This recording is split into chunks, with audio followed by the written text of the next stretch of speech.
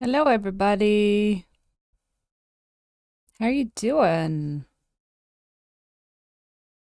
Hello, friends. It is Wednesday. How you doing? How you doing? Hello, Luna. Hello, Smoog. How's everybody hanging in there? I see Crit is lurking. Hello, hello. It's Wednesday. We're midweek. You're very tired. Mood. Oh, you're at work? Oh, sorry. I'm so sorry. At least you get to chill out with us, even though you're at work. We get to relax, enjoy some nice tunes, some nice stories. Because I have a little bit of a celebration with you guys, and in doing this celebration, I'm gonna tell you all about Irish myths and legends. We are celebrating 100 followers on Twitch, which is great. My first milestone. Delighted. And all thanks to you guys.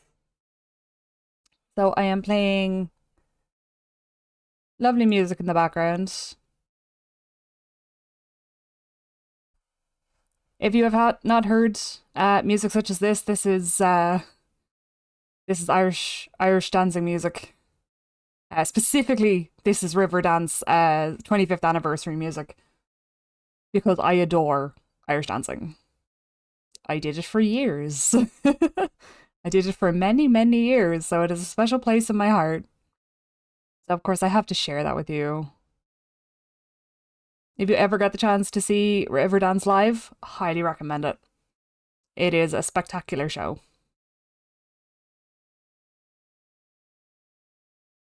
But you're all doing good, I hope. Wednesday is Wednesday. So what I'm hearing is you will do a dancing stream. God, no. Absolutely not. That was many, many, many years ago. I do not have the ability to do the dances I used to. I will, however, very happily show you dancing. I will show you Irish dancing on YouTube. I will react to dancing on YouTube, but I'm not doing it myself. I'm sure it'll be fine. No. I do not have the capacity to do what I used to do.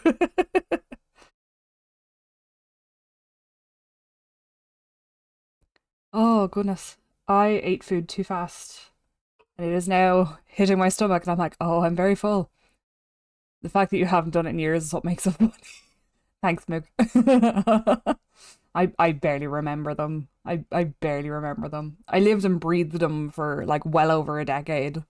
But yeah. If you ever get a chance to go see Riverdance, I highly recommend it.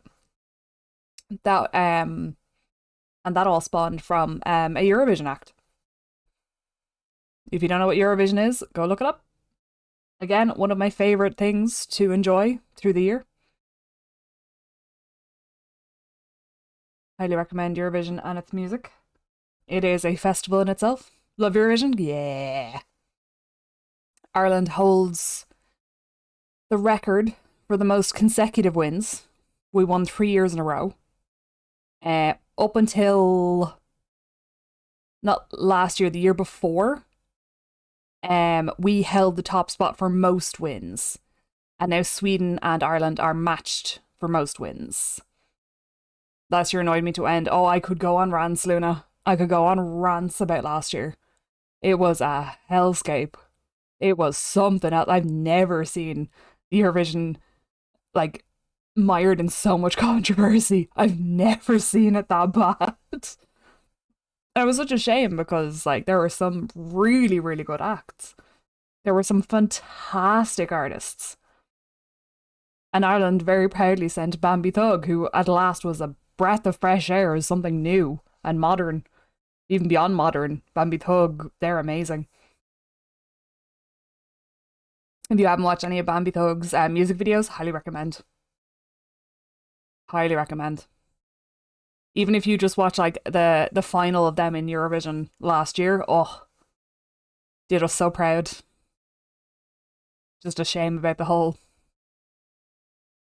gestures vaguely at all of Eurovision. Just a shame about that last year, Just a shame about all the drama. Those poor artists, so many of them just wanted to go home. Anyway, I will stop ranting about Eurovision because I will be here forever. But yes, Riverdance kicked off culturally around the world by being an interval act. One of the 3 years that we won consecutively. So it was Ireland's interval act because we were hosting.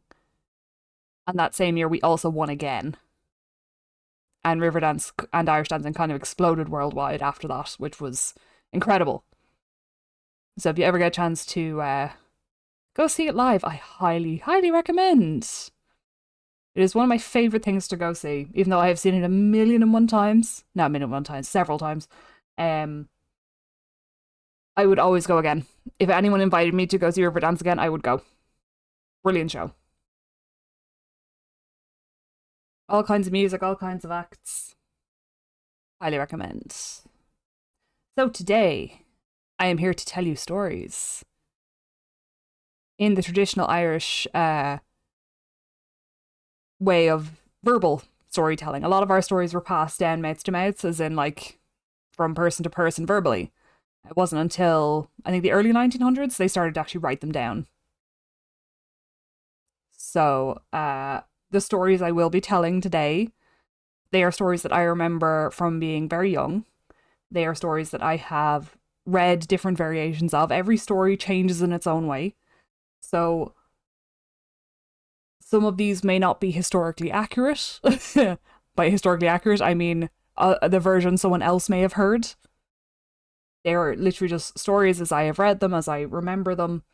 You should do a dancing stream while doing storytelling. No, I can only focus on one thing. I can only focus on one thing at once. You do not realize the amount of concentration Irish dancing requires. You do not understand. Oh my goodness. Oh, I miss dancing. It was a lot of fun. In my heart and soul, I still dance. Okay. Let me see. Brain cell can only do one activity at once. Considering I have things for visual reference and stuff for you guys, and will be doodling to help with visual references, I'm going to be multitasking. I also have many tabs up. I also realized I forgot to set fishing up. Let me do that right now. Where is fishing? God damn it. I forgot the fishes. Let me get the fishes up. Doodling, excellent, yes. I'm going to attempt anyway. It'll give you an idea of like the names, what they look like, and then I'll give you like the pronunciation of them because I know there's going to be a lot of old Irish names in these stories. So you may not know what they are. What is running under my... Oh. I dropped some rice under my mouse. That is why my mouse felt weird. Fishy. That's what I was doing. Fishy. Where is Steam? Need to get the fishies up for you guys.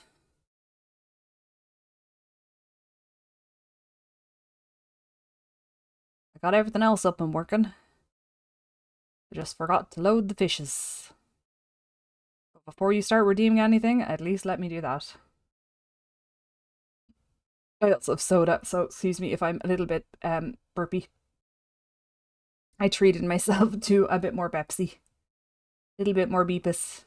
Okay, fishy. Where is the fishy? There it is. Okay. Open.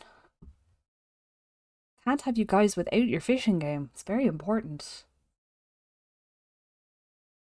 Very important. There we go. Now, if I can just get it to hide for me. Thank you.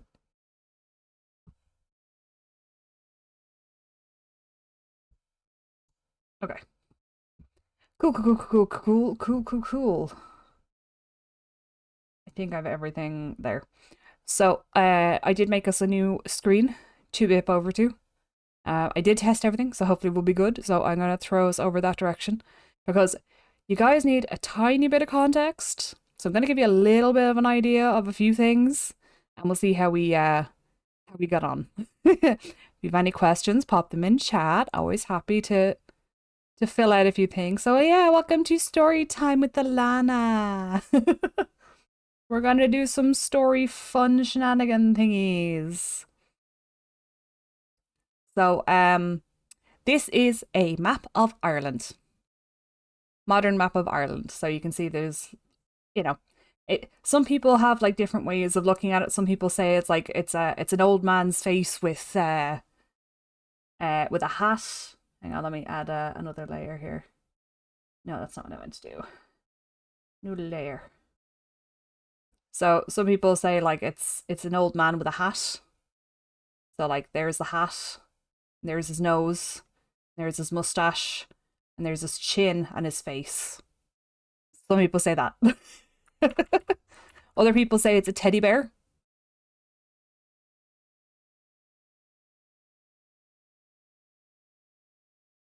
So there's all sorts of things. But yes, welcome to Ireland. We are an island next to the UK. So the first thing for Irish legends and things like that. Let me know if the music is too loud. The first thing you want to know about Ireland is that it is split up into 4 provinces, at least at the moment. Looks like a parakeet with a stubby beak and short wings flapping excitedly. Yeah, I see what you mean. It's like here is the wings and the tail. And then it's like got a short stubby beak. And then it has an eye. That's one way to look at it. There's lots of different ways to look at it. Exactly, yeah, exactly. So this is modern Ireland. I've literally just grabbed a map from Google. So we have our current capital, Dublin. We have Galway over here. I'm sure you've heard of some of these places. So Ireland is split up into 32 counties, and those counties are part of one of 4 provinces. So the provinces that we have, they are Ulster up the north. We have Munster down the south. Oh, Munster. We have Connacht over here. And we have Leinster on the east coast. So we have four provinces. But the interesting thing about the 4 provinces is that the Irish word for province is known as Cuaige. And Cuaige actually means a 5th. So once upon a time, there were actually 5 provinces of Ireland. So the 5th province, let me just change colour here. 5th province that once existed was actually here in North Leinster. And this is actually where the Hill of Tara is. The Hill of Tara. So the reason that there were 5 at one point was because you had 4 kingdoms and you had the High King ruling over all of them as well. So you had a king and queen in each of them, but then you had the High King over them and they ruled from the Hill of Tara. I played Little Crusader Kings 3 and these are all words I've seen. Very cool. I'm glad it's making sense. I'm very glad it's making sense. So yeah, so that's how Ireland is broken up too. And hello, Luz, how are you? You're just in time for me explaining things for Irish myths and legends. I'm explaining how we break up Ireland. Irish history, yes. I'm giving a little bit of Irish history so there's a bit of context because I'm delving into myths and legends today. So I'm giving a little bit of insight into some old stories that I've grown up with. So yeah, so this is what you need to know about like where things are, because you will start coming up with like King of Ulster, Queen of Connacht, etc., etc. But the High King was always at the Hill of Tara. So I hope that makes sense. There's some interesting places that pop up every now and then as well. A lot of Cuchulain's story takes place in Ulster. There is a reason for that. A lot of his story takes place in that. So let me see now. Where are we going? Yeah, so that explains a little bit of there of for the myths and stuff like that. So in regards to story, we'll go back to the very sort of beginning of it. So what you need to know, let me go back to let me open a new window here. Um, so in starting with legends and folklore, for Ireland, one of the first things you're going to come across are the Tua de Danann. So the Tua de Danann. And what that means is the people of the goddess Danu. So people of goddess Danu. So these people were said to have sailed to Ireland on like ships of air, things like that. They were very mystical, very powerful. Essentially, these people became the gods and goddesses of Ireland. So there's a lot of legends about people of the Tuatha De Danann. They were very mythical. They had many magical powers, that kind of thing. So you'll hear names pop up, and if you hear mention of the Tuatha De Danann, basically they are people of the goddess the goddess Danu, but also they tend to vanish to what is known as the other side, at least in English. Um, Basically, these people are the Fae. They are Fae. They are magic. They are gods.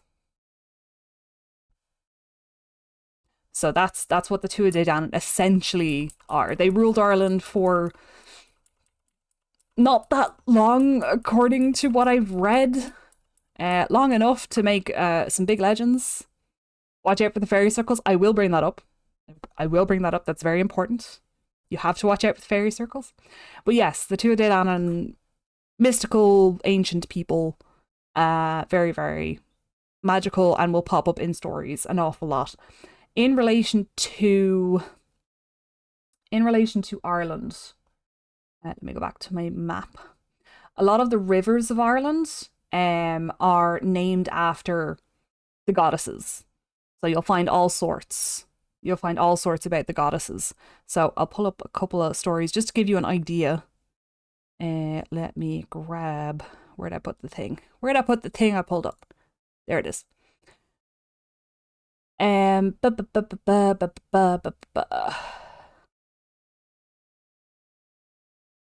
Okay, where did I put that story?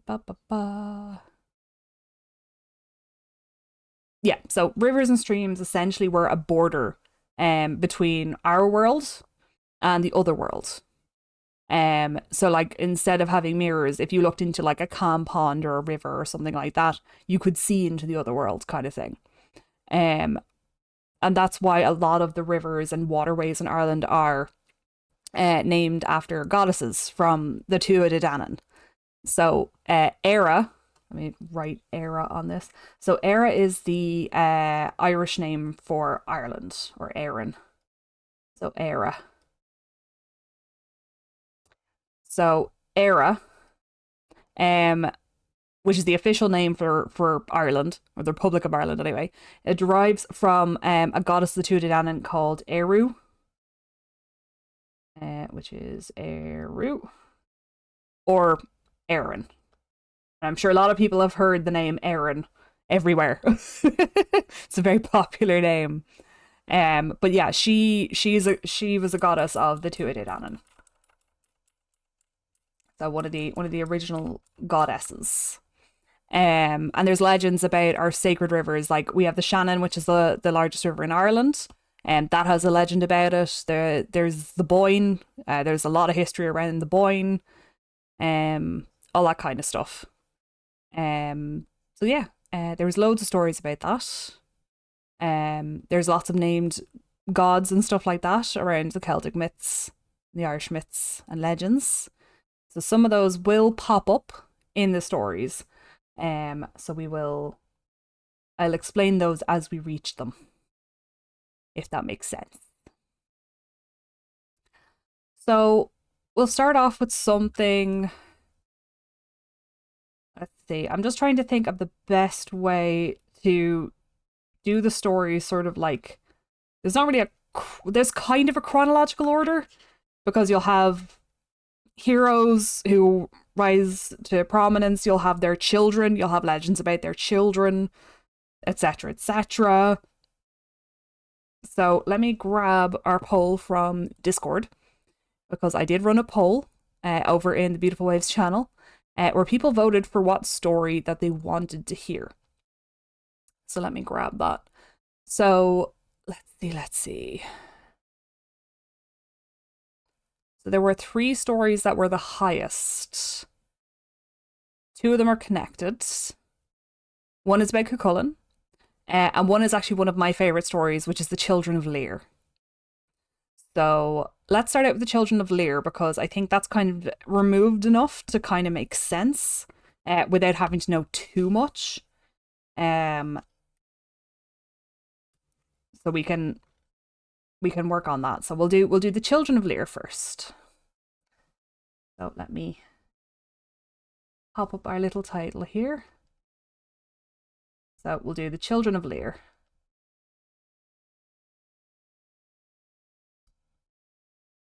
This is one of my favorite stories, and some of my friends. I remember the story very, very well. So I'll try do a little bit of doodling. I don't know how how well I'm gonna do, but we'll see how it goes. Okay. So once upon a time, there was a king. I'll give him a crown. I'm very good at drawing me. Just intentionally make it scuffed. Yeah. I mean, it's gonna end up scuffed anyway. Yeah, baby. So once upon a time, there was a king, and this king, his name was Lear. And Lear had 4 children. He had a daughter named Fionnuala. It's a long name. So Fionnuala. And then he had 3 sons as well. So we'll put in the sons.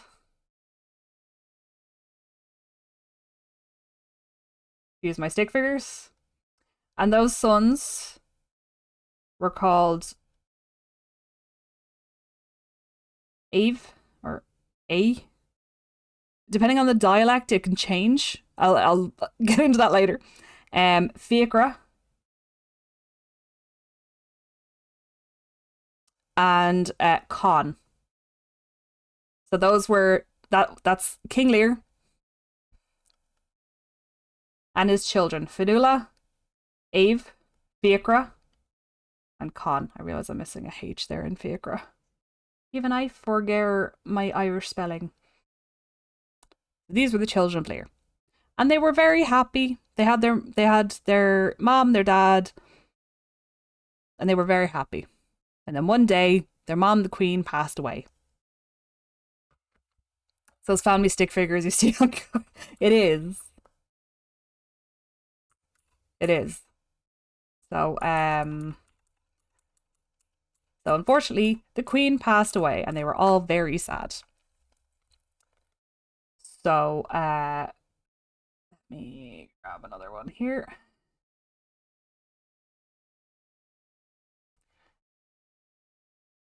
So the mother queen was dead, and the children were very sad because they really, really missed her. And the king saw that, well, you know, my children are really, really sad. Maybe I should marry again, and, you know, that way they'll have a mother again and they'll be happy. So he decided to marry a woman named Aoife. Let me draw in Aoife. And this is how you spell Aoife.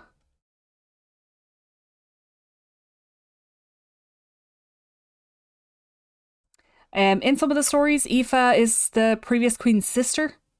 It changes around a little bit, but We know that Aoife was very, very beautiful, but she was very cruel. I've got a friend named Aoife. Yeah, it's a really well used Irish name. It's a beautiful name. It is a beautiful name. Um, but the problem is that Aoife was jealous of the four children of Lear because she saw how much that their father loved them and doted on them, and she wanted the king's attention all to herself. So she planned to get rid of the children. And she asked a druid to help her. And druids, you've heard of druids. Druids are the wise men, they are the magic users. If you had not pronounced it, I would have tried to say it a wildly different way. That's the fun thing about Irish names. That's the fun thing about Irish names and Irish in general. You'll find a good few of those will pop up as it goes. So, so Aoife went to visit a druid, magic person. I suppose they're like wise men.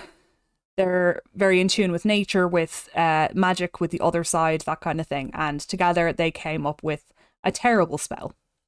So, on the castle grounds, there was a beautiful lake. It was meant to be blue. Why is it not blue? There was a beautiful lake on the castle grounds. And the children loved playing beside the lake. One day, Aoife went with the children to the lake and encouraged them, oh, get in the water, go play. It's a beautiful sunny day. It's warm. Go swimming. And the children thought, what a lovely idea. Yeah, let's go swimming. But once the children had gone into the water and started swimming and playing and all that, Aoife pulled out a magic wand.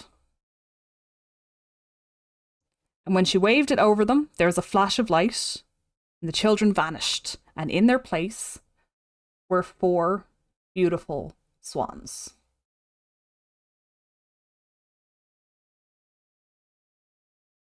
Excuse my scuffed drawings.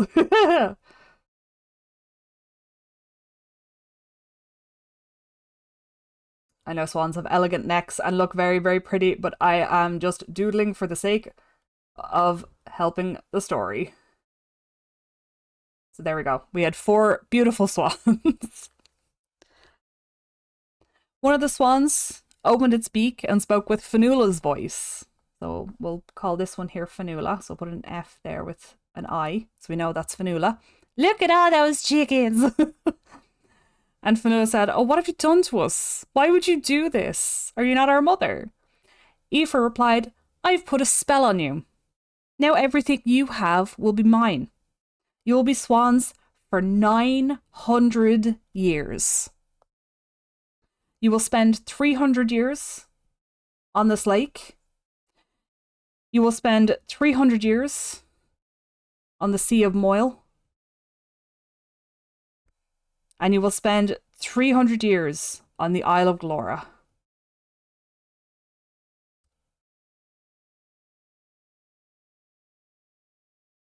Only the sound of a church bell can break the spell.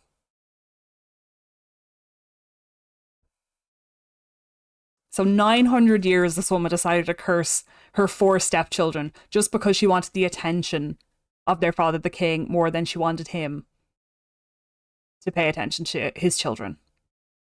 Like, how messed up do you have to be doing that? I mean, like, come on. So, obviously, the children were, very upset, and Aoife left thinking she had won with her evil plan. Ha! Let me grab an eraser and we will get rid of Aoife for the next part of the story. Goodbye, Aoife. So 900 years she had decided to curse these poor children.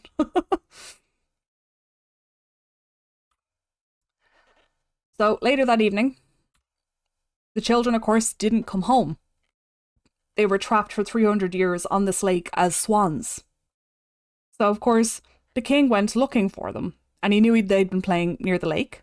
So he went to the lake to look for them. And give him his crown so we know he's the king. Oh.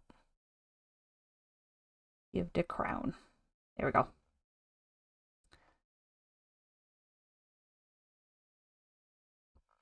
So, when he came near to the lake, the four swans swam up to him, and they cried out, Father, Father, we're your children. Aoife has placed a terrible spell on us. And the king was devastated because he loved his children very much. So the king ran back to the castle and pleaded with Aoife, please break the spell. And Aoife refused.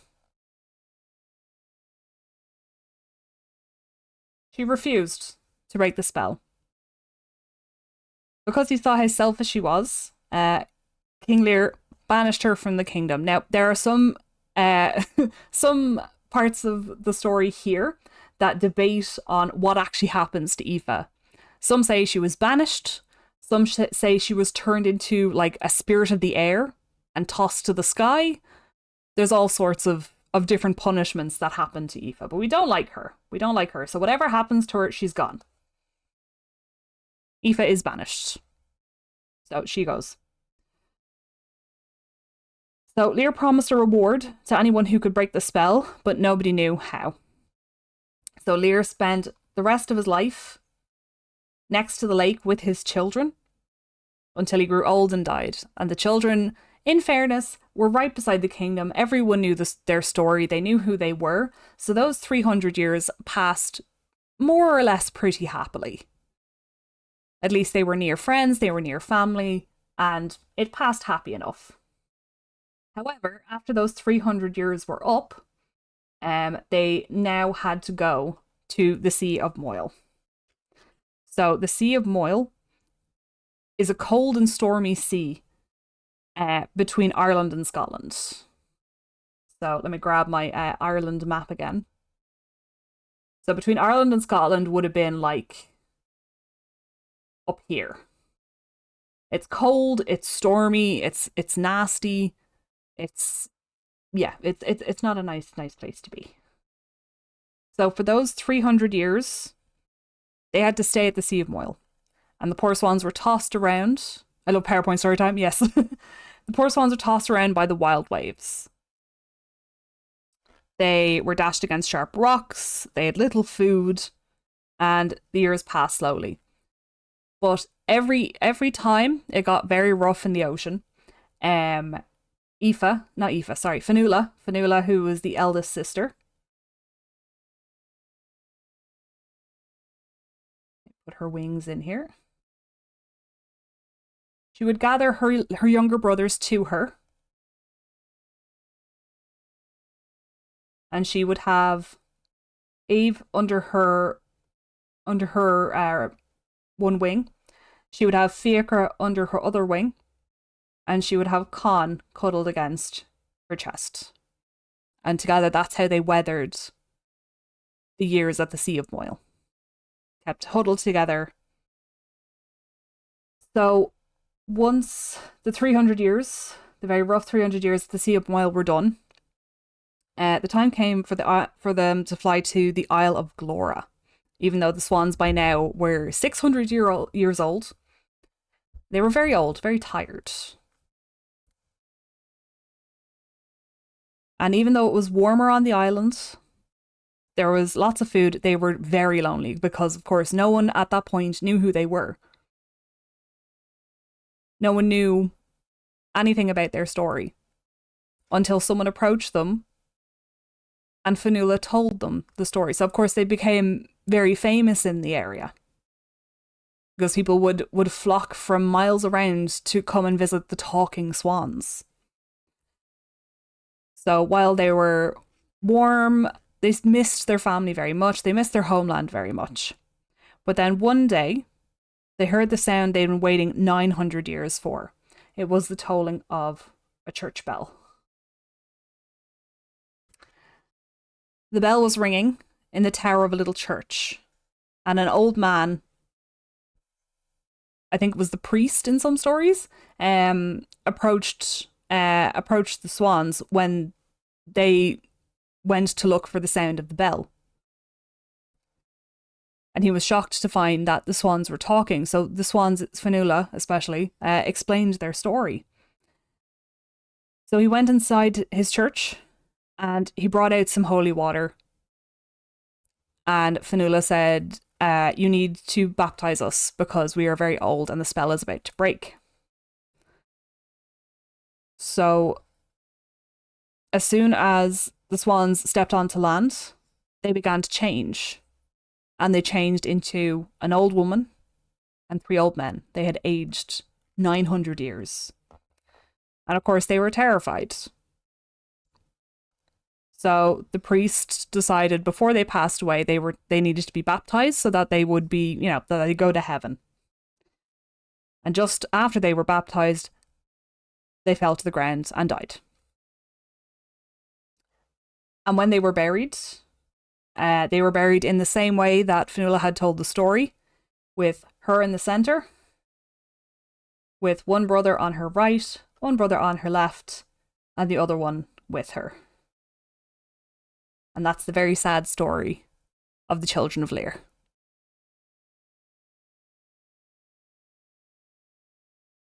Yeah, it doesn't have a great ending. It doesn't have a great ending. Also, I think some of that story as well may have been taken over by some of Christianity coming in there at the end.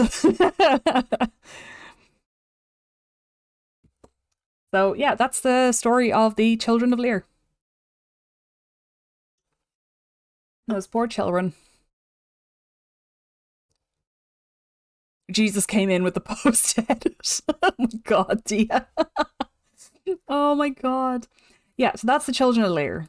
So for that one, you don't really need to know too much about like the rest of the legend. That's kind of a standalone story. I can't remember if Lear shows up in other stories. I can't remember 100% which ones. But yeah, so that's the first of the stories for today is the children of Lear. Very, very sad. A lot of that goes on. Yeah, it does. It's very true. It's very true. Okay, let me turn off the storytime text so we can actually see chat. Chat is very small. Why is chat very small? Now, make chat a little bigger so you can participate in story time. There we go. That's a bit better. Yeah, so that was Children of Lear. Very, very sad story. I love that there's different versions because especially like for Aoife's punishment, the story of that I know it was she was turned into like a demon of the air or something, and basically punished to be a monster for the rest of her existence.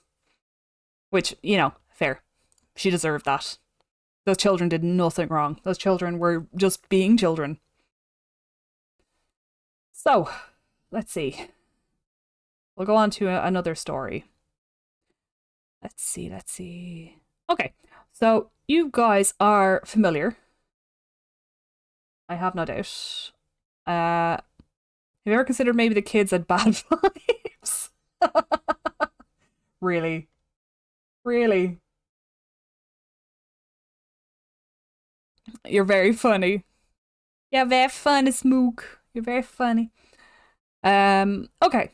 So an Irish legend that I'm pretty sure a lot of people will know is Cuchulainn. I'm pretty sure a lot of people know. I can't do lines. I really can't underline anything today. Choo Choo Lane, yes. Yes, Dia. No, Cuchulainn. So one of the stories I have is how Cuchulainn got his name, because he wasn't always called Cuchulainn.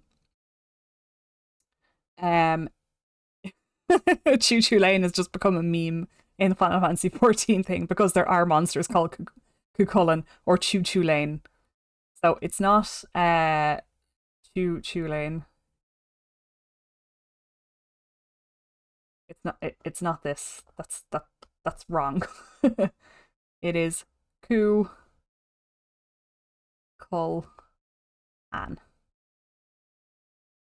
That's how you pronounce it. Cuchulainn.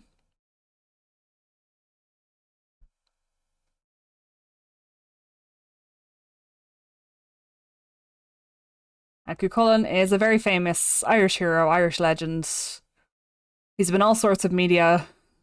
He's in all sorts of games, that kind of thing. He's very, very well known. And he's one of the more prominent heroes in Irish myths and legends. The one other than him would be Fionn McCool, who I will spell out the name of. So, Fionn McCool. Or, as it's been anglicised, Finn McCool. Which I hate. I hate it so much. This is his name up here. Not this. That's not how it's spelled. Fionn McCool.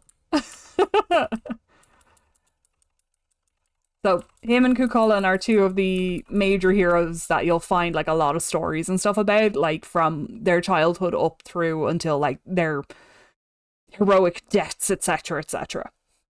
So we'll go with Cuchulainn. So okay, I'll hydrate. I've finished one story. I should thank you.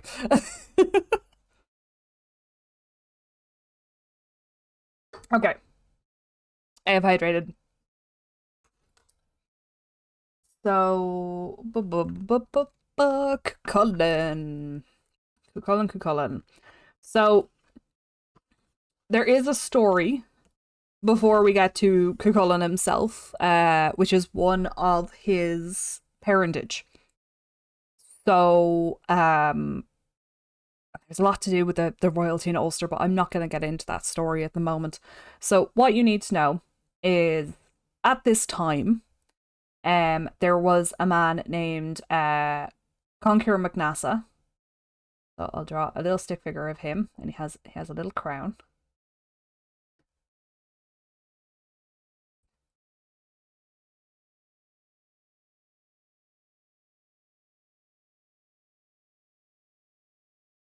So Conqueror MacNassa.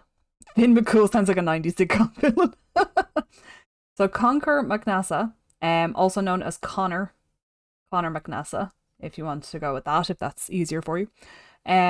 He was the king of Ulster at this time. There's a whole story about how he tricked the previous king, and that's how he got his throne, etc., etc. There's a whole tale about that. So Conor MacNassa was the king of Ulster, and Conor had a sister.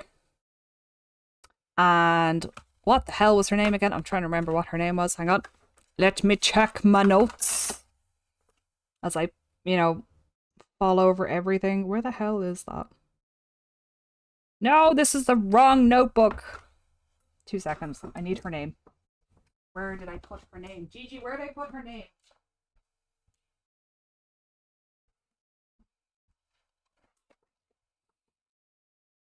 Found the correct notebook. I did research.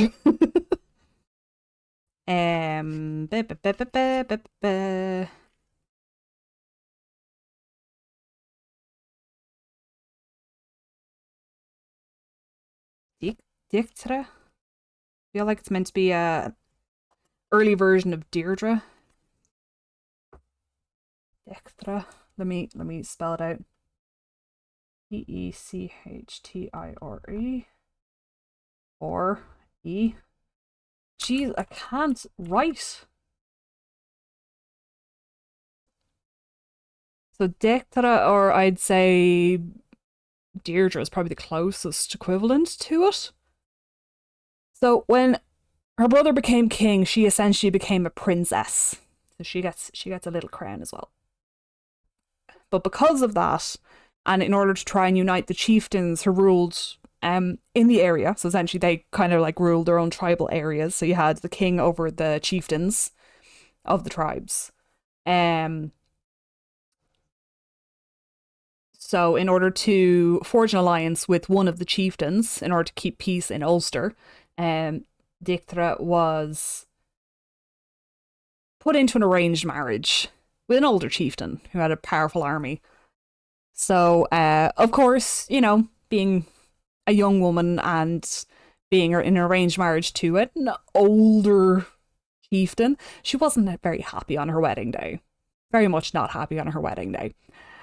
So, she decided while everyone else was getting wasted at the wedding feast, she was going to retire early for the evening. And when she retired early for the evening, she fell asleep. And when she fell asleep, let me just pop her in a bed with her tiny crown. When she was asleep, she had a dream. And in her dream,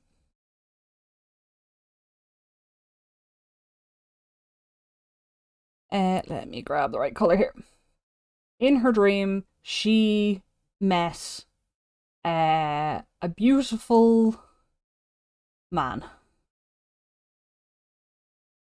Let's give him a muscly arm. Why not? Because he was a warrior. And he was handsome, he was young, he was everything that she could have dreamed of. And he introduced himself as the god Lu. And when I say Lu, I mean it's pronounced like this. Lu is of the Tuatha Dé Danann. So he's of the people of the Fae, the gods, that kind of thing. There's legends about him as well. There's all sorts of stories about him. Lu approached Dictra in her dreams. Basically said he had fallen madly in love with her, and wanted to spirit her away to the other side if she was willing. And of course, given that, she was literally waiting for her much older husband to come to the wedding bed, she was like, yes, please take me away to the other side. So when everyone woke up the next day, Dectera was gone. And no one had any idea where she was gone. Fae men seducing your wives, a true Irish problem. It's more likely than you think. It's more likely than you think. So, for a year and a day, as the Fae are likely to do, for a year and a day, she was gone. Nobody knew where she was, what had happened, but given that the guards hadn't seen anything, she was gone, and also in the entirety of the wedding party, all the women were gone. They were all spirited away. They figured, yeah, this is probably some Fae bullshit. Let's just be patient, and go from there. We'll go from there. we'll go from there. We're not going to mess with the Fae and the gods. We're not going to mess with them. So sure enough, Dictra returned from her lovely time with the god Lu, and with her was a little baby who she said was to be called Setanta. I can't spell. T. Oh my god. I can't spell. Setanta. So Setanta is the child of the god Lu and of the princess Dectera. In before all the women have babies back with them. The story actually doesn't say what happened to the rest of the women. I don't know. But this is the only pivotal one. This is the only important one that we need to know of, because Setanta is very important. So basically you have a child here. It just stayed in the Fae world chilling. Yeah, exactly. So Setanta was checked out by, the well-known druids, that kind of thing. And Dectera's actual husband, as in the one she had just been married to, he was spoken to by the druids beforehand because, his wife just came back after having a child and not his. So, everyone expected him to be really, really angry and to potentially cause war and stuff like that. But the druid spoke to him and said, if this boy is the child of a god, that means he's destined to be an amazing hero. So he's going to need a father figure growing up here on this side of the world. So we recommend that you continue the marriage as normal and raise the child as your own. And he happily did. If in fact him and Dictor actually fell in love. They had a very happy marriage, and Satanta grew up knowing the chieftain as his father.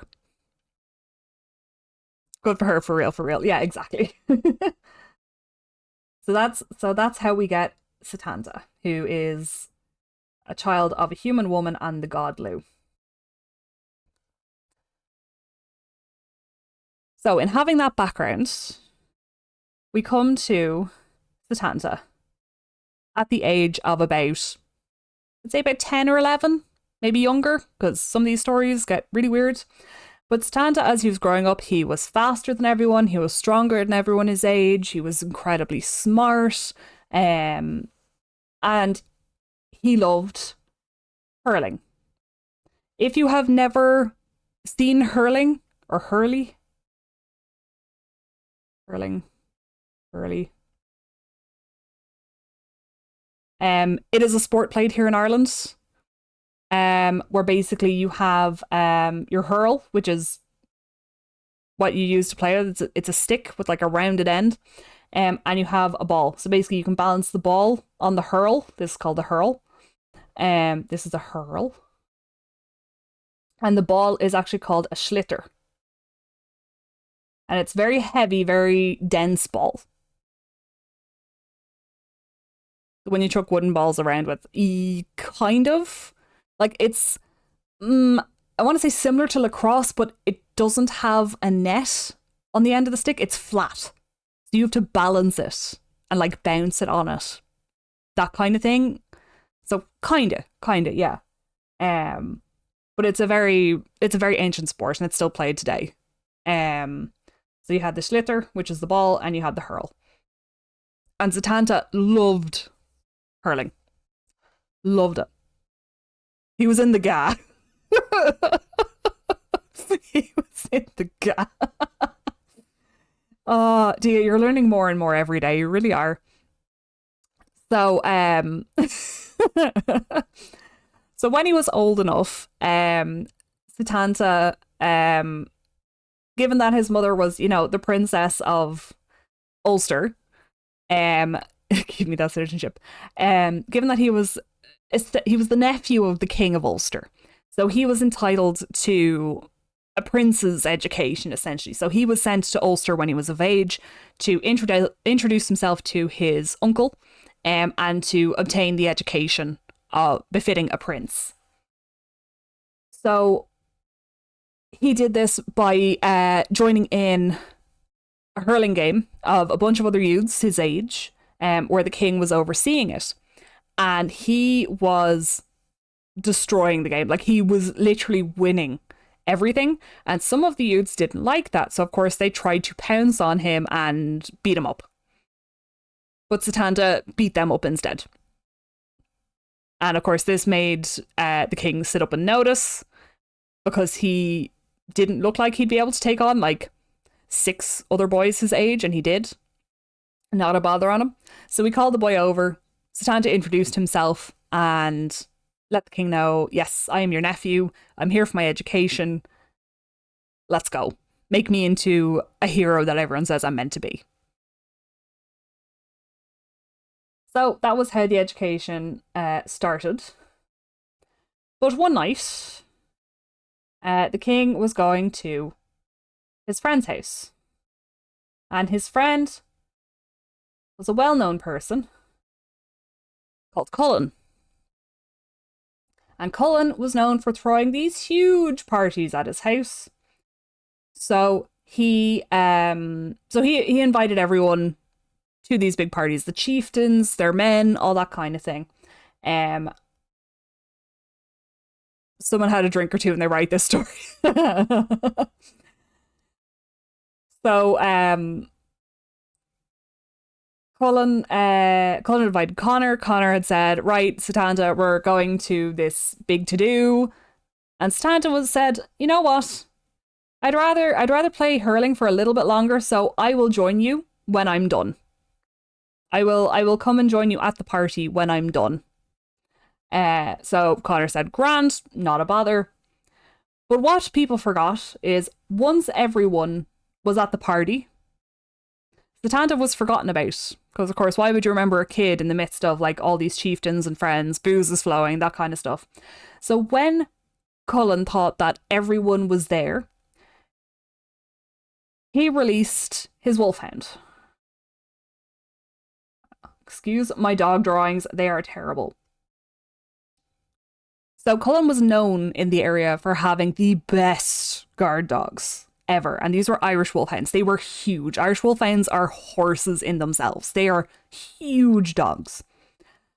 So once everyone was there, he released the hounds. And basically that meant that they could relax. They didn't have to worry. More pointy ears. Bigger pointy ears. There we go. They could relax because the dogs would take care of any potential intruders, burglars, so they could drink and not have to concern themselves with any danger. However, Satanta, having, been playing hurling, decided to rock up after this point. And of course, the dog went for him because, as far as he was concerned, Satanta was an intruder. Satanta, seeing that the dog was, not going to stop, still had his hurl in his hand. I realize my tail is in the way. Hang on, let me move that. Let me move Satanta over. How do I move you? No, not that way. I would like to move you. Move Satanta. There, thank you. There, my tail is in the way, sorry. Okay. Alright. Yeah. So Satanta still had his hurl, and he still had his schlitter from playing hurling. And the dog was coming right at him, bearing down, about to tear the poor kid to pieces. So the dog bears down on him, mouth wide open, to tear him to bits.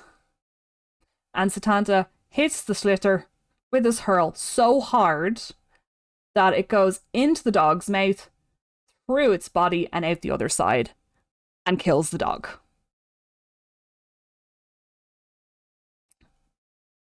Poor doggy.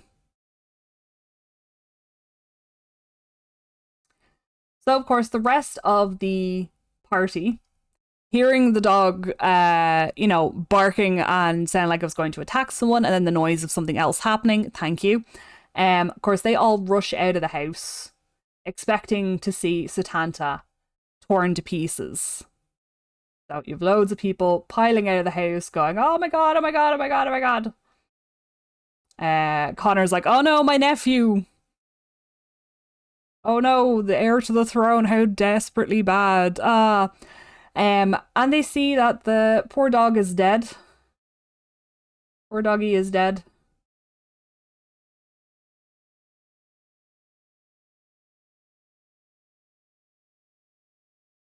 Poor doggy is dead. Gotta go now, it's been fun. Have a good time, Smoog, thank you. So they come out and see that the big wolfhound is dead, and Satanta is still standing there. So when Cullen comes out and asks, "Who killed my dog?" Poor doggy. "Who killed my dog?" Satanta says, I did. I'm really sorry. He was going to kill me. So I had to defend myself. And Cullen says, "Well, now what am I going to do about guarding my house?" So Cullen, Satanta, I'm after giving away the story. So Satanta says, "Give me a puppy, and I will raise it into the best guard dog you have ever seen. In the meantime, while I raise this dog, I will be your hound, and I will guard your house."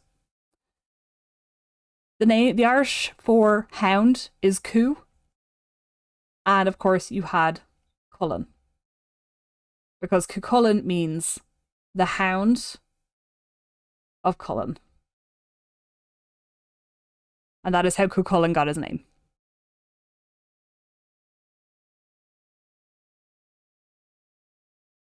Yay! That is how Cuchulainn got his name.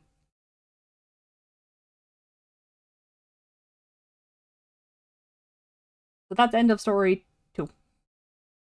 He got a job and a name change. Wow. I know. Very progressive back then, wasn't it? A job and a name change at the same time. Who'da thunk? Who'da thunk? But yeah, that's how Cuchulainn got his name. And he went on to be a incredible warrior, massive legends. Um, and he fought for Ulster, I think. There's a lot of different stories going around about, but yeah, Cuchulainn that is how he got his name, and he is one of the most prominent heroes in Irish myth. So that's story 2. I hope you are having fun. If you need to have a break, hydrate, eat, please do. Make sure you do your dailies, your meds check, everything like that. I hope you're enjoying the myths and stuff. I hope you're enjoying these little tidbits I have of my culture.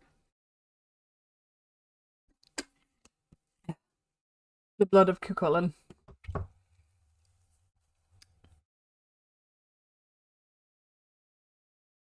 So there are 2 things that most people know about Cuchulainn. Is his weapon, the Gaebulg, and his berserker rages. I like hearing them again and actually knowing how to pronounce them. Yeah. That can make a bit of a difference. That can make a bit of a difference. If there's ever any you want me to repronounce or write out a pronunciation, let me know. I'm always happy to do that. Always happy to do that. So, we have done the Children of Lear. We have done how Cuchulainn got his name. Let me think. Now, what about the Boontalk Saints? I don't think they're an Irish legend. Okay. Seeing as we have gotten a story there on Cuchulainn, why don't we move on to a couple of stories about Fionn McCool?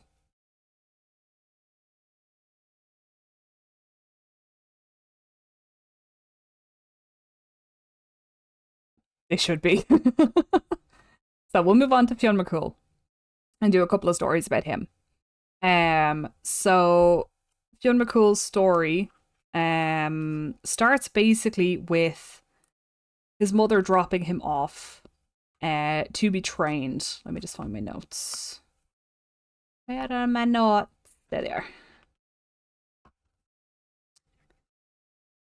So at this time, there was a special army in Ireland known as the Fianna.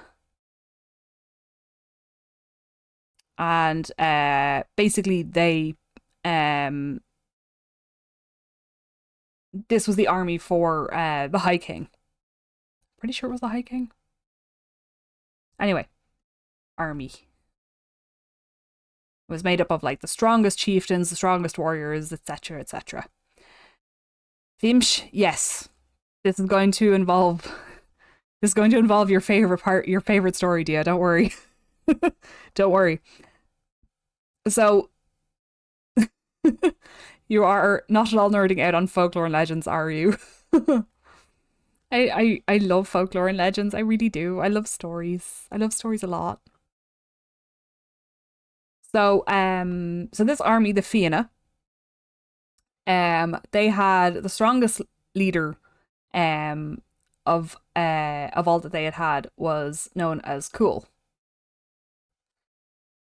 And unfortunately his enemies were really jealous of him, so they killed him. And fearing for their son's life, Fionn's mother uh, took him away. She took him to 2 women warriors because we had amazing women warriors back in those days. Which were who lived on the slopes of the Slieve Bloom Mountains.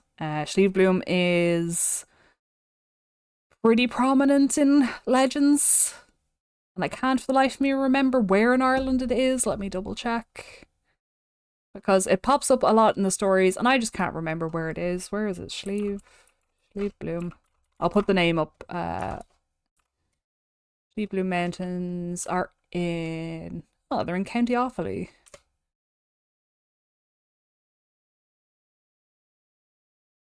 Give me a map. Map. Give me a map. That does not help.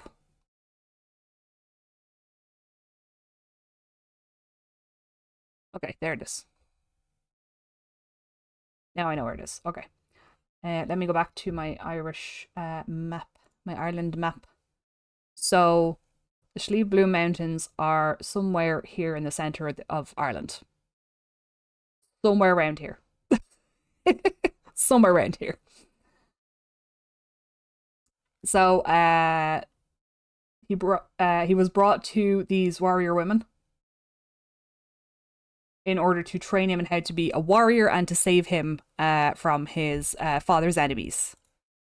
Because there were tests that the Fianna did to ensure that like their warriors were up to standard. So they had to pass like really difficult tests. So you had to be trained from when you were very young in order to be strong enough to join the Fianna later. Um so the warrior women basically had to train him, and one of the tests they had to pass was defending yourself against the spears of 9 men using only a shield. We had shield maidens, yeah, yeah. So they taught him as much combat as possible. So yeah, these were his combat teachers. And then after he had learned as much that he could from these women, he was sent off to Finnegas. Finnegas. Who was a druid. So in his robes, he has his cane, he has a big beard, and he's a druid.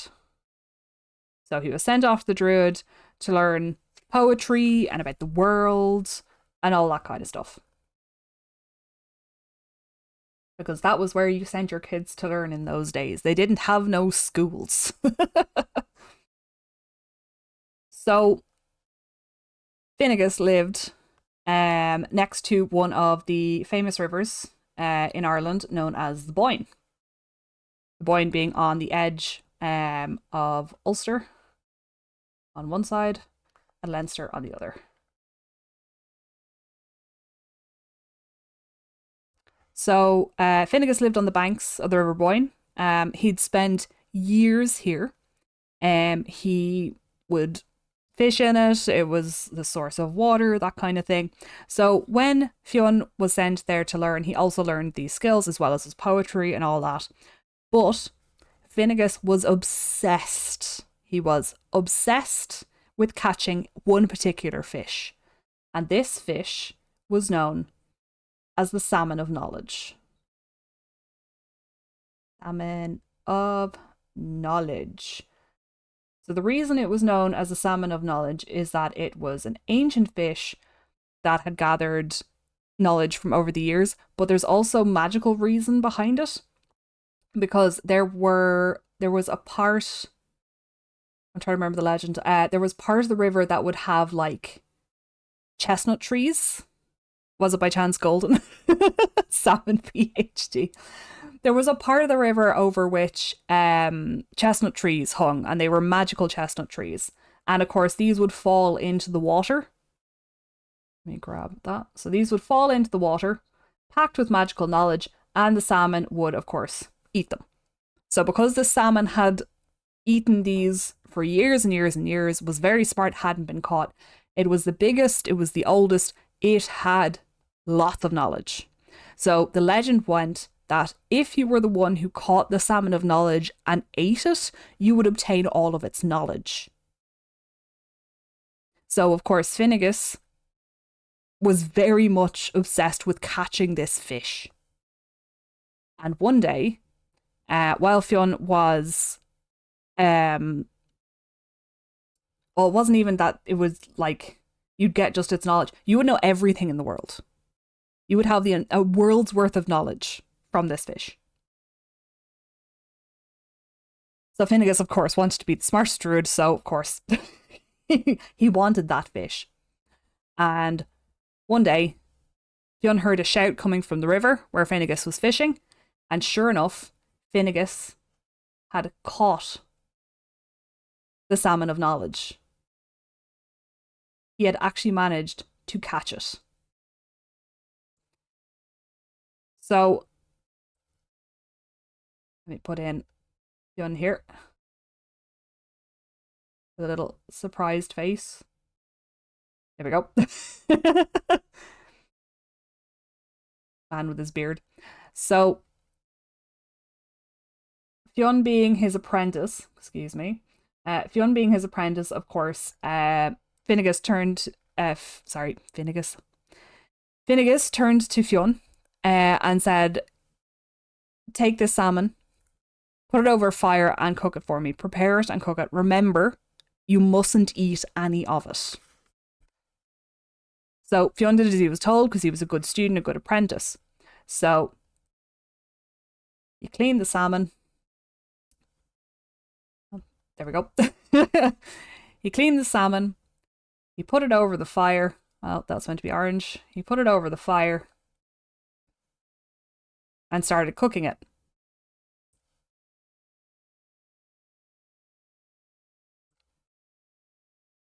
So all was fine. The fish was being cooked. All good. And as the fish was being cooked, a blister rose on the side of the salmon from its skin. And without thinking, Fionn popped it with his thumb, which of course burned it because the skin was scalding hot. So in doing so, he burned his thumb and he stuck it in his mouth to stop the pain. And then he finished cooking the fish and Finnegas returned. And when Finnegas returned, he took a look at Fionn and said, you've tasted the fish. And Fionn said, oh, well, this is what happened. A blister rose in it and I burst it with my thumb. And Finnegas said, well, that means that you've tasted the flesh of the salmon of knowledge. Therefore, the knowledge has now all passed to you. So there's nothing for me to teach you anymore. You have finished your training. There's nothing more I can do. You now know all the knowledge in the world. So Fionn set off, his training done, and from then on, as continues through his legend, if he ever had a problem he didn't know how to solve, he just put his thumb in his mouth and he'd figure it out. He would get the answer he needed. And that's the salmon of knowledge. That's the story of the salmon of knowledge.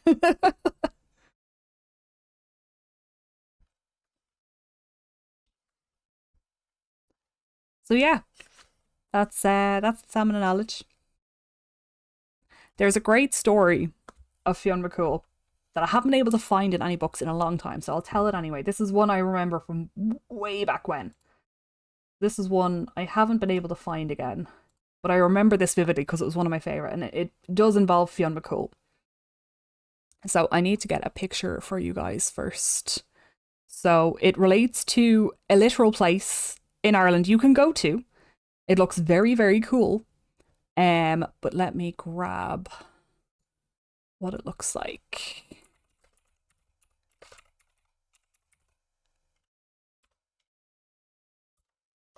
Let me grab an image. There it is. Open image. I want to show people. Okay. So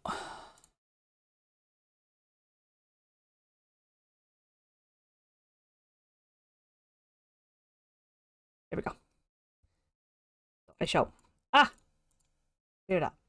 So this is a place known as the Giant's Causeway. And does it have leprechauns? No. It doesn't, but it involves giants. So, the Giant's Causeway is a place in Ireland and it literally looks like this. Like it's formed like this. And they look like steps. And it's a very, very cool place. There is a legend about how this was formed in the first place. So I will tell you this little story. So let me move actually that back over out of your way. So Giant's Causeway. So when Fionn had grown up, he had a wife, he had a family, he had sons, and of course, he also had friends, he had enemies.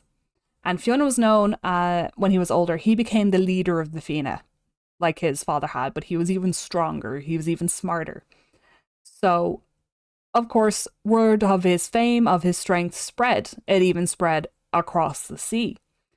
And across the sea in Scotland, there was a giant who was the strongest of his people, and he decided he wanted to go fight Fionn. He wanted to prove himself. So, in order to get to Ireland from Scotland, he decided he was just going to build a bridge. So he would pick up rocks and place them down, and eventually he built a huge bridge spanning from Scotland all the way to Ireland, and decided, I'm going across, I'm going to find Fionn, and I'm going to fight him. I'm going to kill him. Because I've got to prove my strength that way by beating the strongest person in Ireland. Now, Fionn was very clever, and so was his wife. His wife was very cunning. So when they heard that a giant had built a bridge and made his way to Ireland, specifically looking for Fionn, the wife said, I have an idea, but you have to promise to do everything that I say. So Fionn agrees because he knows that his wife is very smart. So what she does is she tells her husband, I'm going to dress you up like a baby. I'm going to put you in this crib, and you are going to act like a child. And I'm going to receive this giant as a guest. And trust me, this will work. Now, Fionn is described as a giant himself. Like, he's huge, he's strong. So he is now acting like a little baby in a crib. And the wife is waiting to welcome this giant as a guest. So the giant comes in. The giant knocks on the door, and the wife answers. And he says, I'm here to fight Fionn. Where is he? And she says, oh, he's out hunting with our sons. So you'll have to wait for him to come back. The giant says, okay. And she says, why don't you come inside? You can sit down and you can wait. I'm baking some things. You can, relax until he gets back from hunting with our sons. So the giant goes, okay, grand. Sits down, comes into the house, sits down. And he notices the baby in the crib and says, so who's this? And the wife says, oh, that's our youngest son. It's actually Fionn. The giant's looking at him going, your youngest? And she goes, yeah, he's the youngest, he's the smallest, he's the weakest of our sons, because, he's the littlest. And the giant's like, okay, if that's the youngest and the weakest, then what the hell do the sons and the dad look like? So the wife goes about, her chores, that kind of thing, and she brings the giant, a nice cup of tea. And she also says, would you like something to eat? I've just made some pastries. I've just made something nice and, some sort of nice pastry. And he goes, oh, okay, yeah, no, that sounds nice. So she gives one to the baby. Not a bother, that's fine. But what she's done is in the giant's one, she has baked in stones.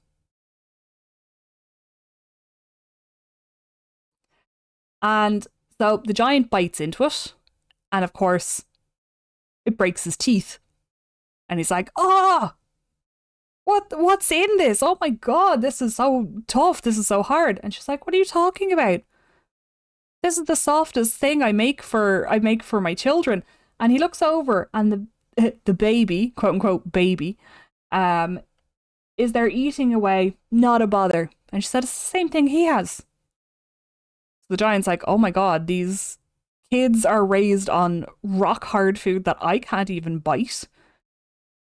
This is the youngest of the sons, and he's nearly bigger than me. What the hell is going on? So the giant decides, you know what? Maybe I'll come back another day. He's busy hunting. I'll come back another day. Thank you. And And the wife says, "Are you sure? There's no problem. You're very welcome to stay. You're very welcome. You know, we'll be back any time now with the boys after his hunt." And the giant goes, "No, no, no, no. I think I'll come back another time. Thank you. I'm gonna leave." So the giant leaves, and he goes back to his causeway. And when he goes back to his causeway, he starts pulling up all the rocks behind him so that Fionn can't cross the bridge to follow after him. But he's in such a hurry that he forgets some of it on the coastline. And that's why we now have the Giant's Causeway there today. I hope you enjoyed my little story about the Giant's Causeway. That's one of my favourite stories. That is one of my favourite stories. That's hilarious, yeah. It's one of my favourite legend stories about Fionn McCool. I can't remember the wife's name either, and that kills me. I can't remember, but I just remember she was like really cunning, and it was just like completely tricking this giant. It's one of my favorite stories. I love it. I love it so much. It's so silly. Let me just dress up my giant like warrior husband as a baby and feed this other giant rocks. So he thinks that Fionn is worse. Oh, I love it. I love it. I love it. Oh god. Okay, I need a drink. Oh, I'm doing so much talking. This is so much fun. I love these stories. I also realize I've no music left. Let me put on a bit more music.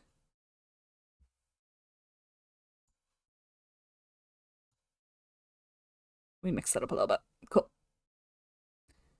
Oh, can just imagine her as some Irish mammy just fucking with him. That's literally what she's doing. She's literally the story of the Irish mammy. Are you sure you won't stay for another cuppa? Are you sure? I go on. Not a problem, tall. Absolutely Irish mammy, cunning wife. So good. So good. So, yeah, that's one of my favorite stories of Fionn McCool. You get all kinds of stories of that as well. Um, so the next story, which I think was actually the highest rated one on the poll, is the story of Oisin and Tiernan Og. So let me put up Oisin and Tyr. Oh, I think Tierna. Oh, Og. So Oisin and Tiernan Og. Again, you've probably heard of Tiernan Og. If you've ever seen Mystic Knights of Tiernan Og, which is made it was made by the same people who did Power Rangers and Super Sentai. They did an Irish version or a mythical version called Mystic Knights of Tiernan Og. So Tiernan Og literally means country of the young.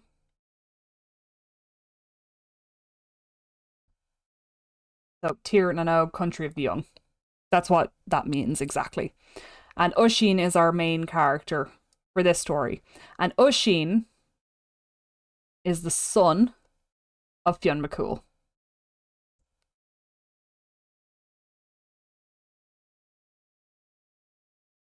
So that's the link. That's the link for Oisin and Tiernan Og. So that's why I had to go into a little bit of Fionn McCool so you know, his dad's a big deal. So therefore Oisin is a big deal. So Oisin is well known, even in his own circle, as an incredible poet, a fantastic warrior.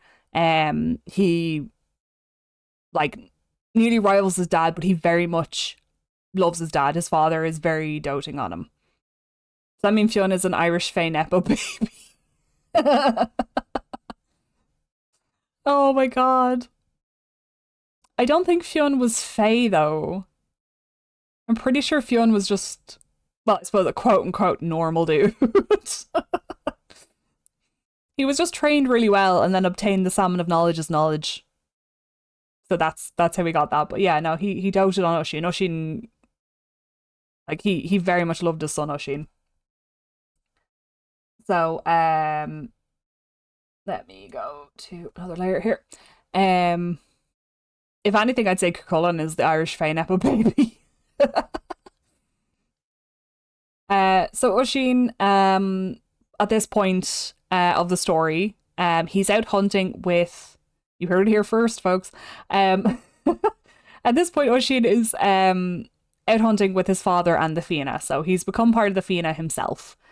He's a young adult. He's passed all the tests. His father is the leader of the Fianna, and they're out doing a hunt. So loads of people out doing hunting. You have Fionn, you have Oisin, so Oisin and Fionn. And then you have all of the Fianna, who I'm just going to put as circles and random bodies, lots of people, blah, blah, blah, blah. These are the Fianna. So they're out hunting. And when they're out hunting, they're passing by a river when they see a white horse. I'm apologizing immediately for the horrible horse I'm about to draw. I can't draw horses. So Hans. So Hans. I'm gonna attempt.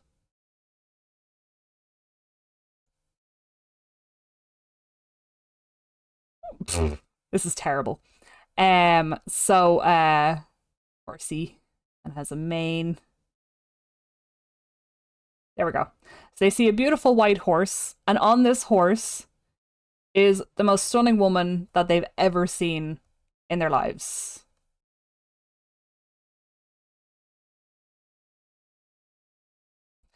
And she has flowing golden hair. And she rides up to the Fianna who are hunting. And she says, I'm looking for Oisin. I have come all the way from the land of Tir na Nog, looking for Oisin, who is said to be an incredible warrior and amazing poet. I wish to take him back to my country to show him. And Oisin, of course, is like, what's going on? So she says, I'm from Tir na Nog. My name is Niamh Cinn Orr. So let me write that out. So her name is Niamh Cinn Orr. So Niamh Cinn Orr basically means Niamh of the golden hair, because she had stunning blonde locks. So Niamh Cinn Orr says to Oisin, you'll love it in Tir na Nog.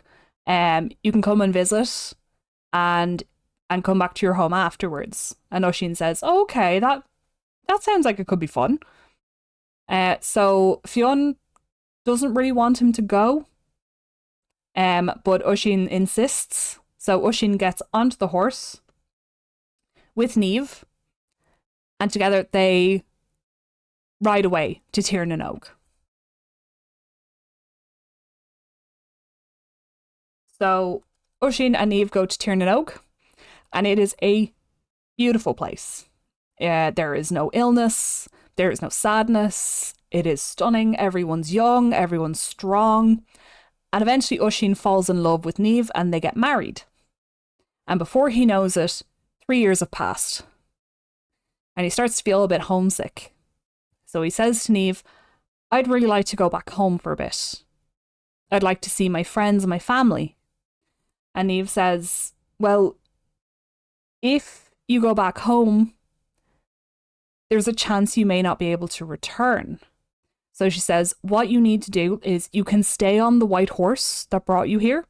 Do not touch the earth of Ireland, or you'll never be able to come back to Tir na Nog. So Oisin's like, okay, that's okay. I can do that. That's no problem. Thank you. So he's been in Tir na Nog for 3 years. So he decides to go back to Ireland, to go see his family and his friends and see how everyone's doing after 3 years, tell him he's been married, that kind of thing. And when he gets to Ireland, he realises, oh, a lot's changed. A lot of the landscape has changed. And a lot of the people are smaller and weaker than I remember them being. So he stops by some people who are in the middle of a road, and these people, they're trying to move this giant boulder that's in the middle of the road. And so he stops by them, and they're a bit afraid because, you know, the huge guy who just rode up on a white horse, like, what the hell's going on? And he asks them what year it is. And they tell him, it's been 300 years since he was last in Ireland. Time has flowed differently for him than in Tirnanog. So all his friends, all his family, they've long passed away. There is none of them left. So of course he's very upset. He's very, very sad to hear this. So he takes pity on the men who are trying to move this rock, because they're very small and weak and they can't move this rock from this road. So Oisin goes over to the rock while still on the horse, and he picks up the rock with one hand and throws it out of the way. But when he throws it, the strap on the saddle of the horse snaps and he falls to the ground. The horse runs off and Oisin ages 300 years in a moment. He manages to give some of his story to the people who help him up, who saw this all happen. He gives them his story, tells them the tales about the Fianna and Fionn, and then shortly after he passes away.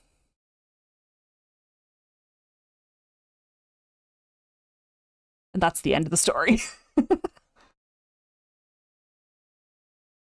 That's the end of the story. That's Oisin and Tirnanog.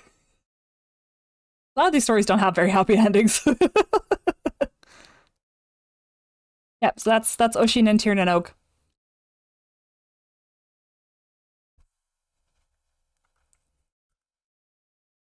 So a lot of people know about that one, I think. I'm not sure. I don't know if Cuchulainn is more famous, but Tirnanog I know has come up a few times in different legends, that kind of thing.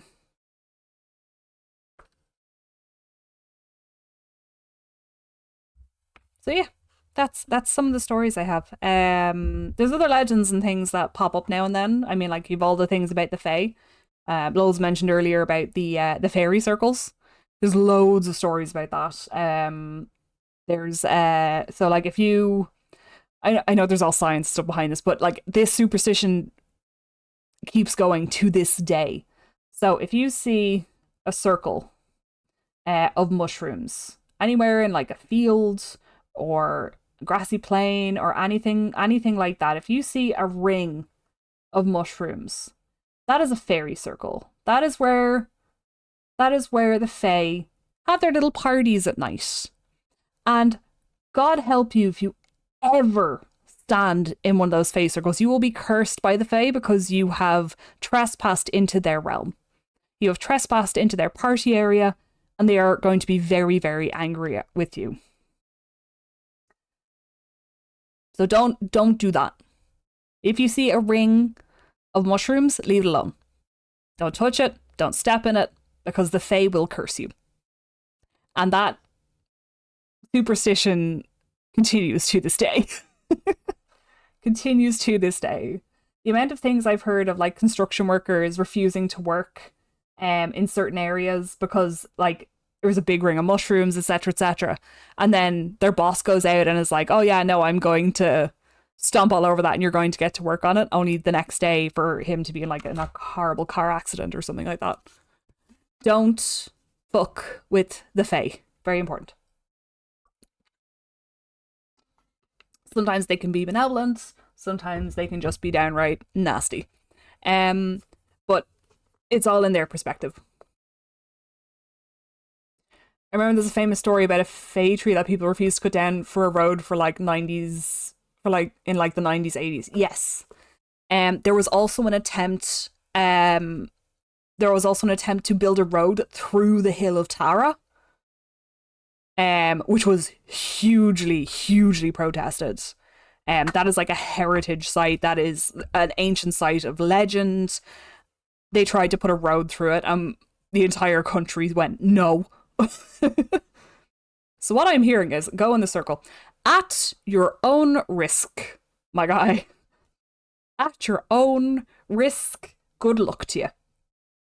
I remember reading a story about a girl who ignored her older brother's warnings and stepped into a fey circle to get a flower that was growing in the middle. And she was cursed, so that anytime she tried to lie down in a bed to sleep, thorns would appear in the bed to stab up into her body. So she could never sleep on a bed again. And the only way that to break the curse was the brother had to go back to the Fae and beg them for a cure. And of course, they set him like 3 tasks, etc., that kind of thing. I'm sure it'll be fine. I wish you luck. Oh, Seven's in chat for game. We may never hear from game again. The Fae are well known for spiriting people away. I mean, like it was in the story there with Lou and Satanta's mother. They're well known for spiriting people away. Especially if they are skilled or beautiful, anything like that. Sometimes they'll do that. That's also where the legend of changelings comes from. That babies in their cradles will be snatched by the Fae and replaced by a stick or something glamoured to look like the child. Only the child is going to be, you know, have horrible tantrums, will never do well, that kind of thing. It's, yeah. A lot of the time the child would die after a year and a day, that kind of thing. A lot of legends about the changelings. This sounds more fun by the minute. If you want some good Fae stories, I highly recommend Holly Black's Ironside trilogy. I really enjoyed that. It's a modern day fairy tale kind of stuff, but it picks a lot from those kinds of legends. It has the Seelie and Unseelie courts, which is always fantastic.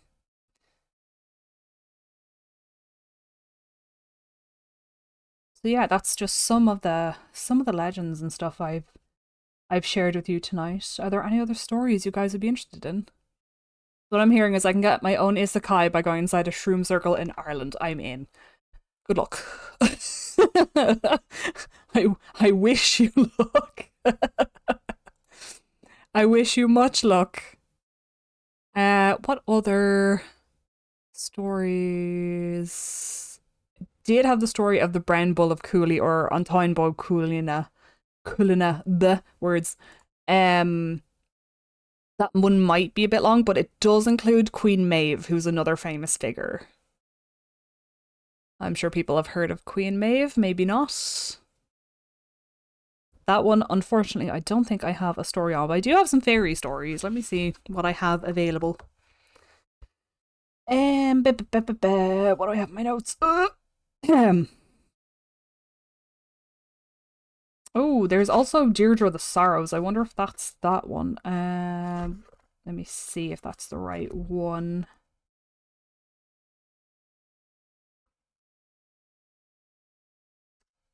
No, that's not the right one.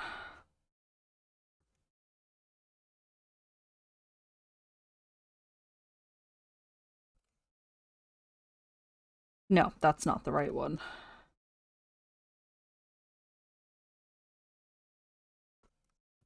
I'm just having a look at other stories. In case. I mean, the Fae like sacrifices. They like many things. If you ever meet a Fae, don't ever don't they might ask, you know, may I have your name? Don't ever give it to them. Just say, no, but you may call me by, and then give your name that way. Well, tell them a name that way.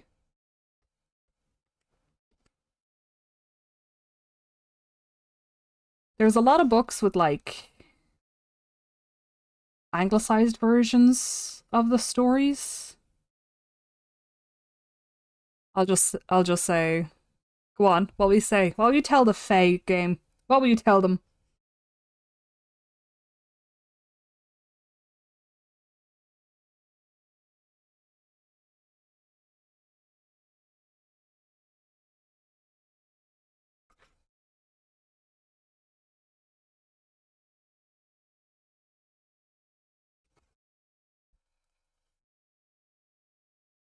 Isn't appropriate for the one to ask to introduce themselves first. Ooh, that's a very good one. That's a very good one.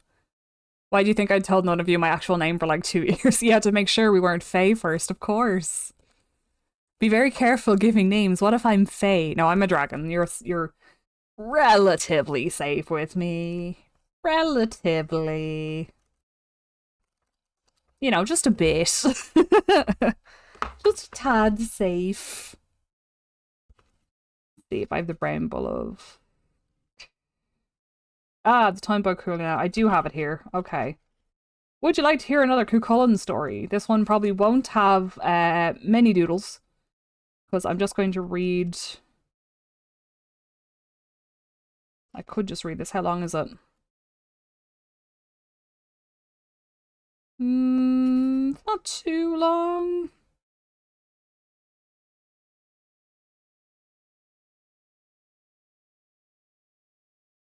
There's a really cool story of how, like, the first three goddesses got to the island of Ireland, but it's very biblically based. Bleh, biblically based. It involves the story is literally called The Son of Adam and the Daughters of Cain, which is, yeah. I'll believe that when you do a dancing stream. Yeah, it's a long time coming.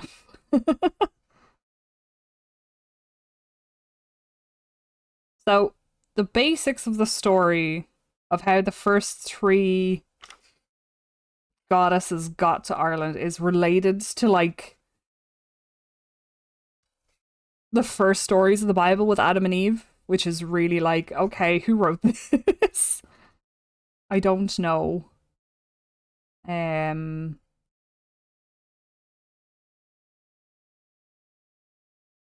Let me see if there's anything else I can give you guys. There's Deirdre of the Sorrows, which is just about a very unfortunate woman who ended up fulfilling the prophecy that she was told when she was born. I'd phrase it like, give me your name, Faye, and I shall give you mine. Be very careful with that. Apparently, there's a story of when Fionn fought a dragon to prove himself as leader of the Fianna. I know there's one as well of when he found Oisin and his mother. It was like he found the mother first, but she had been, like, cursed into the form of a deer during the day, and at night she became a lady. Dragon story. It doesn't end well for the dragon, which makes me very sad. Doesn't end well for the dragon. Shrek. What about Shrek? Tia, what about Shrek? I don't get that. What do you mean? Why is Shrek involved? Leave Shrek out of my stories. Shrek is Scottish. I know our stories sometimes are linked, but yeah, you know what I mean. With the turning into something and a lady. Oh, yeah. See, they took that from us. That's fairy tales for you. Shrek is always involved. No. Don't let Shrek be involved. Okay, I gotta move us back over to the chat window because my throat is sore, but that is all the stories I have ready for tonight. And I hope you enjoyed that. I'm happy to just chill and chat for a bit. Actually, that was actually more than the stories I had prepared because of the Giant's Causeway story. It's one of my favorites. It's so good. It's so silly. But I hope you enjoyed a little bit of Irish myths and legends. I think we're good to just, chill and chat for a little bit. I can do a little bit of catch up on what I've missed. Also, there's a huge storm coming our way. That's called Storm Éowyn. And I'm just like, really? Storm Éowyn is coming to batter Ireland, apparently. So I'm very, very worried about that. Excuse me, I've done so much talking. My poor throat isn't used to this yet. I had a lot of fun telling stories though. I hope you guys have enjoyed story time. I'll have to prepare more for next time. Shrek is actually a leprechaun, sounds about right. He's a bit tall. He's a bit tall for leprechaun. Very fun stream, yes. Well, it's not over yet. We would have great fun messing with American tourists. I remember I remember a friend of mine had met with American tourists and managed to convince them that, you know, the way that like Americans have like earthquake drills, that kind of thing in schools. We convinced them that we had leprechaun drills, you know, in case one got in the window in the classroom. It was very funny. It was very funny. Saying that, we do have a leprechaun museum. We do have a leprechaun museum. Who? I can't remember. I cannot remember who it was. But yeah, we convinced them, you know, we've had leprechaun drills since like the leprechaun war of 78. We have to have leprechaun drills in the classroom. It's very funny. It's very funny. Oh goodness. Why do I have so many crumbs in my blanket? So many crumbs. There we go. Yeah, so we like messing with people. I mean, that's kind of thing, like harmless kind of jokes. You know, teasing the gullible, that kind of stuff, which isn't great because I can be a little gullible myself, so I have to be very careful. We have a very strange sense of humor. We're also very self-depreciating. We love making fun of ourselves. We really do. We really do love making fun of ourselves. Don't we, Gigi? Yeah. Yeah. Oh, goodness. Let me see if I have any other fairy stories. I'm trying to think. There was a girl with thorns in her bed. Here's the fey circles. In before there also is a day of the leprechauns where people need to put gold coins in a pot. Yeah, the whole thing of like end of the rainbow, you'll find the leprechaun's pot of gold, etc., etc. I remember hearing a story of someone who claimed that he had met a leprechaun once and he had helped him out of a tough spot. And the leprechaun gave him a coin purse and said, "This coin purse will give you what you need." So what he found is like if he was like picking up a sandwich for lunch and had forgotten his wallet, the coin purse would have the exact change he would need to pick up that sandwich. So like little things like that. So if you're kind to the fae and you catch them in a good mood, they might give you something nice. But always be respectful and always be cautious. Very much be cautious. But I also do recommend the Ironside trilogy by Holly Black. It's fantastically written fae stuff in a modern world. I love it. It's so good. Even better, it links in with another trilogy. I can't remember the name of that one. It starts with the Cruel Prince. Again, another fantastic fae set of tales. Holly Black writes really good fae stuff.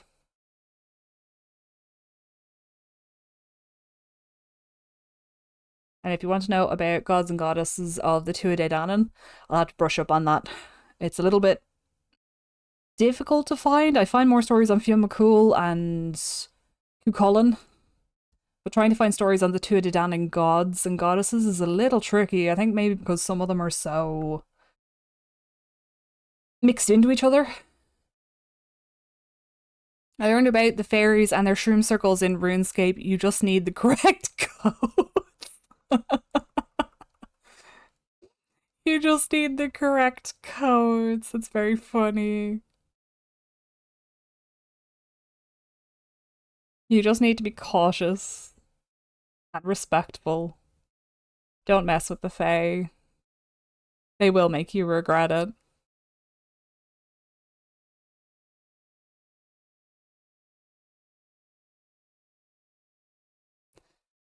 Oh, goodness.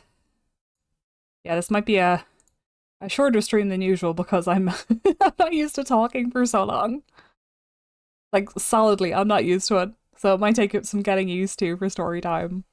But I'm happy to chat regardless. I do have good news. I do have good news. I have a lined up new day thing, which is fantastic, so I'm very excited about that. Means I don't have to worry about financials, which is always good. Gigi and I will remain fed and housed. Good things are coming in the future. I have promised to take care of myself much better this year. Isn't that right, Giggles? Just staring at me. Cat, you have no concerns of these. You really don't. You just get to, enjoy warm and food and games. In my next life, I want to come back as a spoiled house cat. Please.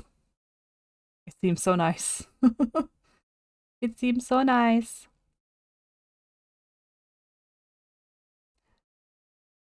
There was the tale about I think I've told the story about the fairy house friends and I went to one night in the middle of the country. I could tell that again if you've missed that story. I was terrified. It was great.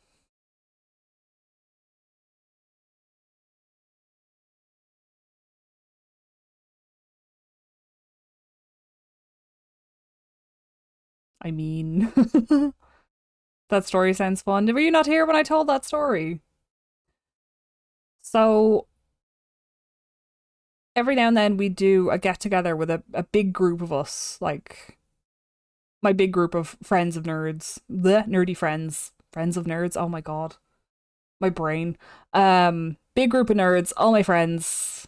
We do a summer getaway where we'd spend a few days somewhere, just somewhere different. That's not where we are. And one of these summers we decided, oh, we're going to this particular friend's house because his uncle has a near empty farmhouse that we can just, chill at. So that'd be cool. So middle of nowhere. We brought games, we brought consoles, we brought lots of stuff. And we decided one of the evenings, here, it's getting dark, let's put on a horror game. So we decided to put on, I think it was Fatal Frame 2. And one of my friends who's a horror buff was playing it. So we were like, okay, cool, this will be fun. So dark room, middle of nowhere, playing horror games. Okay, so it got spooky. But at about 2, 3 in the morning, we decided we'd been inside long enough and wanted some air. So everyone was like, oh yeah, we need to take a break, stretch our legs, do some stuff. And our friend who lived in the area said, oh, why don't I take you guys on a walk to the fairy house? And we were like, what? So everyone was like, oh yeah, no, that sounds like a lot of fun. That sounds cool. I didn't want to go because it was pitch black outside and I am not great with scary things. But everyone was going. I didn't want to be left by myself in an old farmhouse in the middle of the night. So I was like, okay, I guess I'll go. So we went walking, and just down the road from the farmhouse, that was where the streetlights stopped. It was pitch black, middle of nowhere, countryside. It was a beautiful night, it was, but it was pitch black.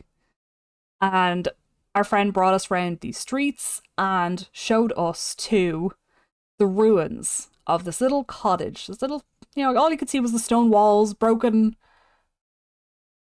broken roof. So what I'm hearing is you're going to play horror games on stream in a dark room. You missed my playthroughs of Amnesia at Halloween, I see.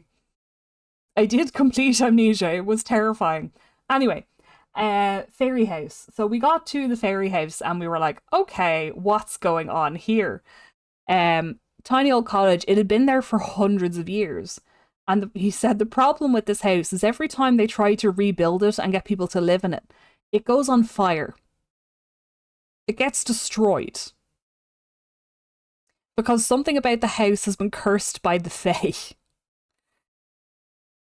Now, from what I remember, and I don't know if this is entirely true, the way it was built apparently didn't follow superstition. So the superstition essentially is you need to have a way for the Fae to pass through your house without having to stop.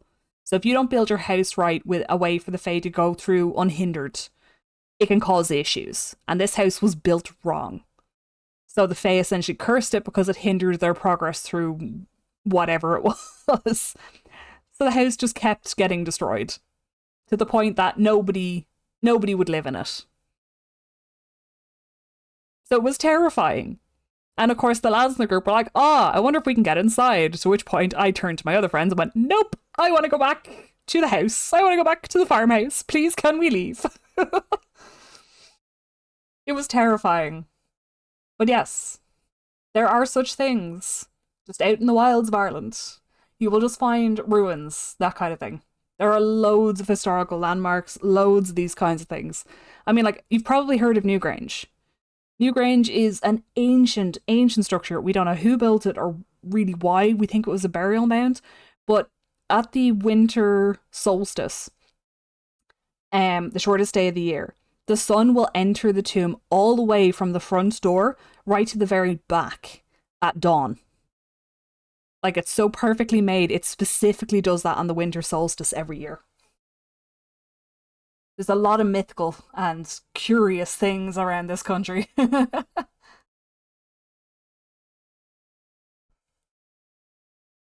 So yes, many, many tales, many, many stories.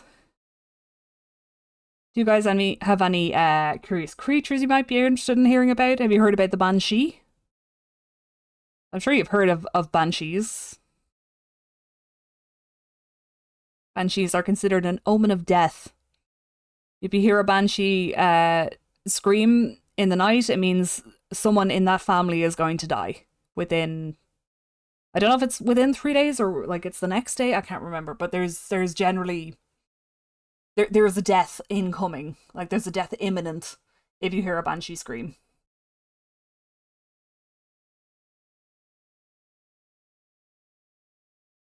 So yeah.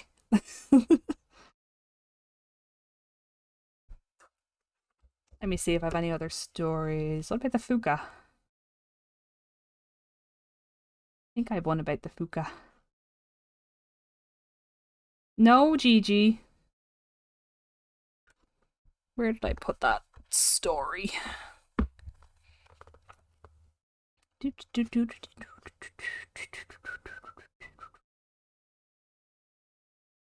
Bam, bam, bam, bam, bam, bam. Where is that story? I had it here somewhere. I find Myths and Legends quite fun. I like the story about Odin. Yeah. Norse legends are really good. I love Norse legends. They're so interesting. Fairies Revenge, Stolen Child. Oh, the Fuka. There it is. Oh, there's a really short story about a Donegal fairy. Oh my god. Coming down to the mortal plane dressed as an old man with a walking stick, yeah.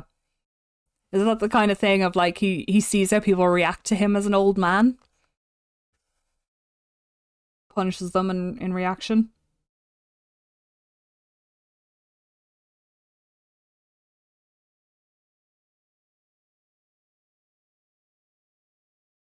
Or when he is what people call Santa, yeah.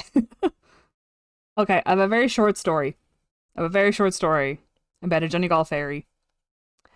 It's a bad thing to displeasure the wee folk, sure enough. They can be unfriendly if they're angered, and they can be the best of good neighbours if they're treated kindly. My brother's sister was all alone in the house one day, with a big pot of water boiling on the fire, and one of the wee folk fell down the chimney and slipped with his leg in the hot water. He let out a terrible squeal of him, and in a minute the house was full of weird creatures, pulling him out of the pot and carrying him across the floor. "Did she scald you?" my aunt heard them ask him. Nah, it was myself. Scalded me own self," said the wee fellow. "Ah, well, if it was your own fault and you, and your own self scalded yourself, we'll say no more about it, but if she had scalded you, we'd have made her pay for it."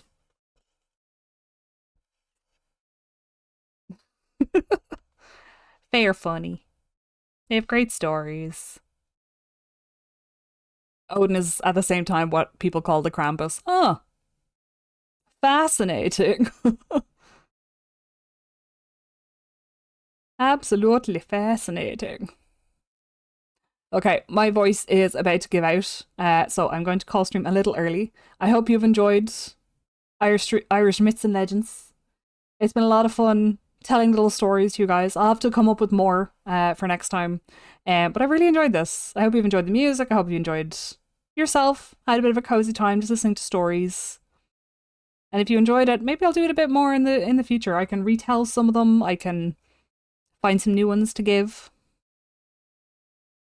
Thank you for stream. Thank you for joining me. I've really appreciated it. It's been so nice to share these stories. Only a little stream, but you know, it was fun and I enjoyed it. My poor voice is about to give out though. My poor voice. It is complaining. I did so much talking. I need to get better at this.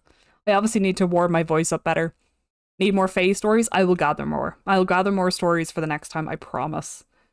Okay, so let me switch this over, see who's about, and see if we can write out to someone who is online today.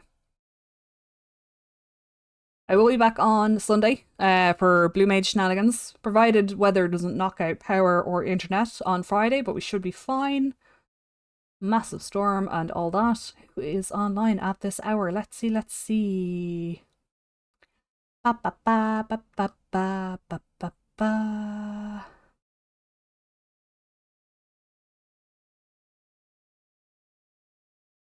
Do. Oh, let's go right into Adora. Adora looks like they're having a bit of fun. Let's go right into Adora. What will our raid message be? Let me see. How about like respect the Fae, or do you want to do something a little bit more towards the stories? Yeah, let's go with respect the Fae.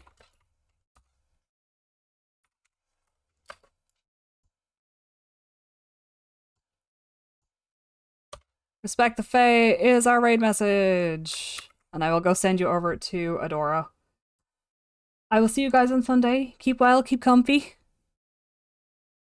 And I love you very much. And I'll talk to you soon. Bye guys. Bye bye.